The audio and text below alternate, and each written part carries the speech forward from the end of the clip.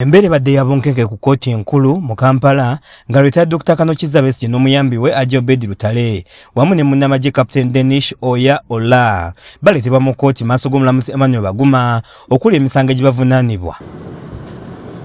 Oludda olwabi nga lukulembeddwamu Timothy Jatiko kw'ossa ne Richard Bilivumbuka lusabye kkooti okwongezayo omusango guno nga baagala okwewaayo akadde okuteeka obulungi obujulizi bwabwe basobole okugabanako n'oludda olwawaabirwa. Bannamateeka ba Dr. Kizza Besigye 18 nga bakulembeddwamu Martha Kalua, Elias Lukwago, Frederick Mpanga, Anes Kalibala, Aaron Kiza n'abalala bawakanyizza okusaba kw'oludda olwabi okwongezayo omusango guno olwaleero. Banira bategeezezza nti ng'ekyokubawaako obujulizi obw'ekitundu ekyakolebwa oludda olwabi kyakolebwa mu bukyamu era nga n'abakikola tebalina kiragiro kya kkooti nga balina okubawa obujulizi bonna bwe bagenda okwesigamako omusango guno mu bulambalamba si kubawa bitundutundu nga kino balina okukikola obutasukka nnaku z'omwezi 21 omwezi ogwa January omwaka 2026 wabula oludda olwabi lwalemererwa okukikola awatali ensonga nnambulukufu gye lwawa kkooti. Like how that hearing is going to be divided, whether it is day to day or 2 days a week or 4 days a month. Bano bongeddeko nti balabadde bazze mu kkooti kulambikibwa kwe banaagoberera mu kuwoza omusango guno sikwogera ku bya bujulizi bwe batyo banjulidde kkooti ensonga endala ekwata ku mbeera y'obulamu bwa Dr. Kizza Besigye etali nnungi ate teyakkirizibwa kweyimirirwa ne basaba kkooti beeko n'ekyeyogera ku nsonga eno. We are unable to go into the date without knowing what case we are meeting.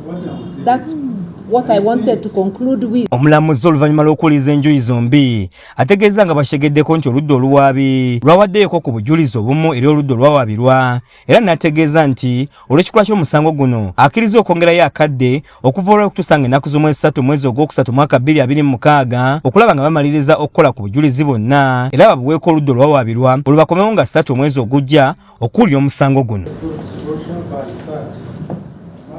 Wabula oludda oluwaabi lutegeezezza omulamuzi nti singa bawa obujulizi bwe balina oludda olwawaabirwa ng'ennaku z'omwezi 3 omwezi ogujja bajja kuba tebafunye budde bumala nga n'olwekyo beetaaga okwongerayo akadde. Ekiwaliza omulamuzi okwongezayo omusango guno okutuusa ng'ennaku z'omwezi 12 omwezi ogujja era n'alagira abasibe baddizibwe mu kkomera e Luzira kyokka nabo omukisa okusooka okwogerako n'abantu baabwe. Oluvannyuma lwa kkooti twogeddeko ne mukyala Dr. Kizza Besigye Winnie Byanyima n'ategeeza nga batasuubirayo bwenkanya mu kkooti eno okusinza ku ngeri omulamuzi gy'akuttemu omusango guno. Slowly his health is deteriorating and General Muhoozi keeps threatening and saying he's a dead man walking. I will kill him. So their intentions are clear. It is to kill him. Keeping him in prison, denying him bail is part of that intention to kill him. But you know what?